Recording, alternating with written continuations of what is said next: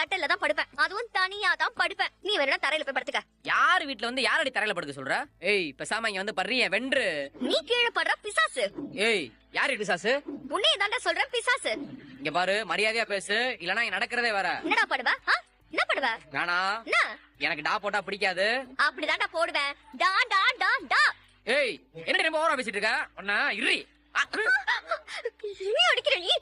ஏய் அகரே கதவை திறங்க. முதல்ல கோபத்தை குறைச்சுக்கிட்டு நல்ல விதமா அமைதியா வாழ்றதுக்கு வழிய பாடுறா.